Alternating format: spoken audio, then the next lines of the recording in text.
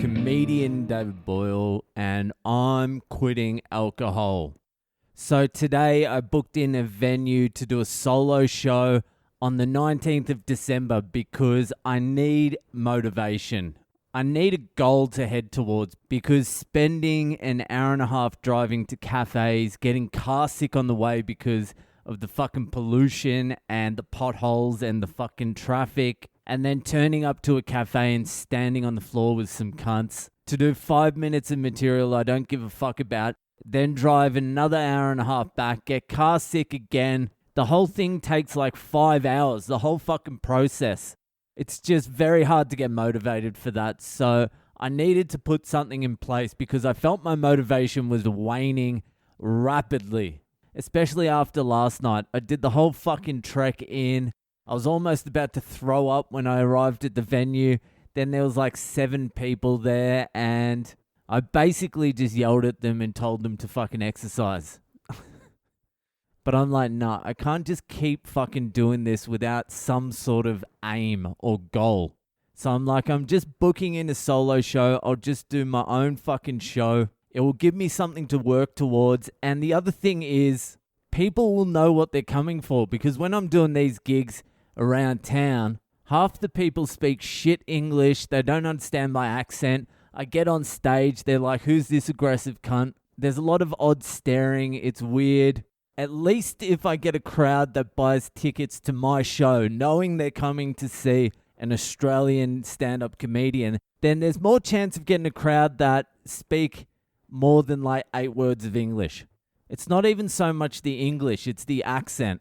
I knew it was the right thing to do because as soon as I locked it in, a weight got taken off my shoulders and I'm like, all right, now let's focus. That's what you got to do if you're just floundering around. Just fucking set a goal. Just any old goal. Just throw yourself to the wolves like I've done because now I need to come up with like 20 minutes of material in about 6 weeks, which isn't impossible, but it just depends on the quality you're expecting, I suppose. But it's probably not even 20 minutes. I've got all these like little bits and pieces scattered around all over the place that I just need to bring together. Bring it together into one harmonious 45 minutes to an hour. So for the next 6 weeks, I'm going to be car sick almost every single day, going to these fucking cafes, speaking to randoms, drinking bubble teas or whatever the fuck they drink. But if I can get a solid show together over the next 6 or so weeks, I'll do it like 10, 15 times. Then I'll take it to some other states in India. I'll do a little tour.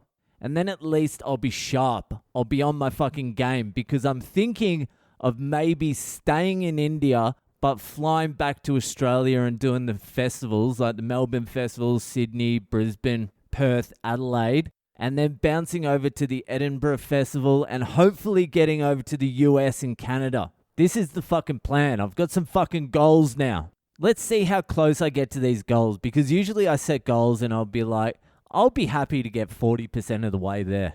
So I don't even try to get all the way there. I just try and get 40% of the way. That's why it's worth setting crazy goals because you know you're a lazy piece of shit and you're probably only going to get 40% of the way.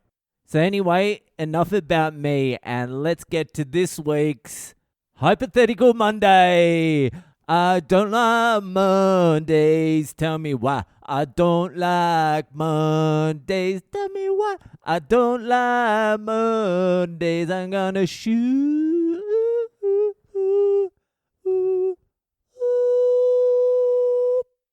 the whole day down.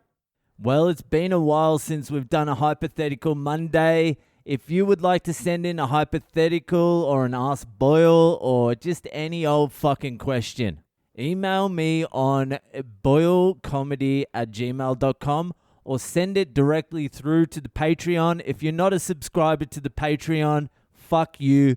Sign up. It's a pint a month. The links are in my social media bios or just message me directly and I'll send you the goddamn link myself. So this week's hypothetical was sent in by Andrew in Ontario, Canada. Ontario, Canada. So he sent in a few, but I'll answer the first one. So this week's hypothetical is, would you rather be physically unattractive and brilliant, or gorgeous and unintelligent? Well, you have come to the right place, because I am currently transitioning from gorgeous and unintelligent to physically unattractive and fucking brilliant.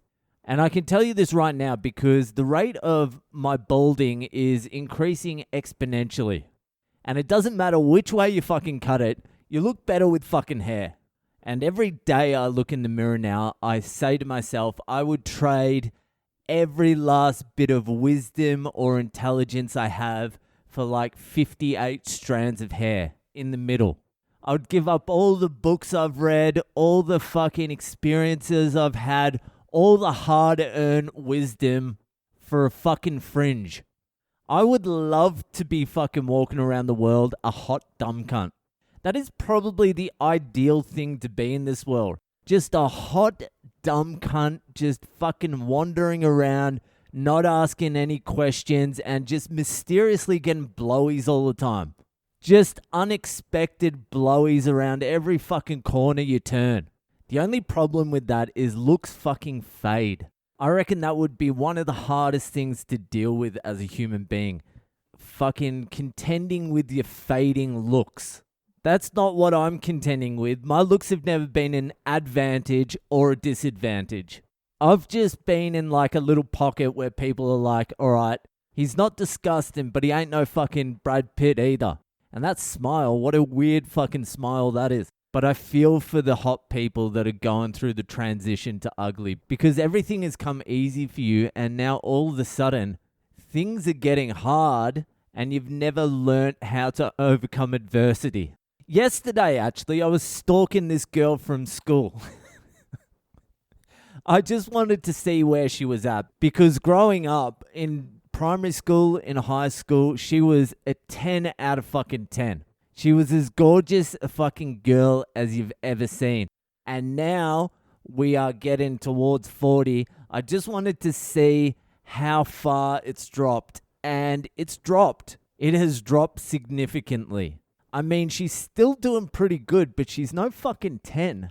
And there's a big difference between a 7 and a 10. It's not linear.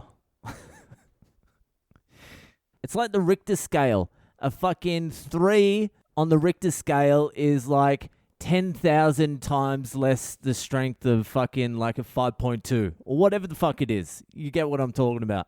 So I can imagine that fall from grace must be tough. And it looks like she got a divorce too.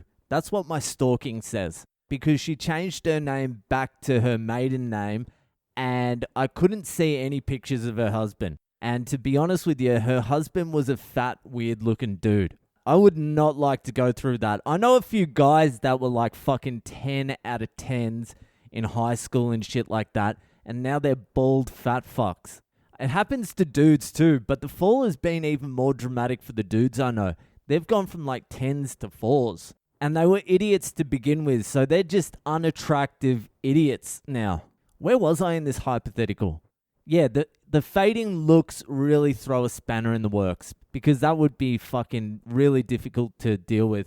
At least if you're an ugly cunt, you can make up for it with some brilliance. Especially if you're a guy, because girls are far more forgiving with looks if you have a bit of money or some brilliance. Guys, not so much. Not as forgiving on the looks with the brilliance. So I guess it depends how ugly you are and how brilliant you are. Are you like Harvey Weinstein, just look like a fucking troll, but has produced some of the greatest movies of all time? Because he was too ugly. Even his brilliance couldn't overcome that head. That's why he's in jail now. Is he in jail? Anyway, what's my answer? After all that, I would probably say I would go for unattractive and brilliant. I would just not be able to deal with that drop from hot to not. And there was a second part to his question as well. He's like, would your answer be different if you went through life under the radar as opposed to being in the public eye? Are you talking about me being in the public eye? I hope you're not suggesting I'm in the public eye. I just did a fucking gig to 7 people on the floor of a cafe last night.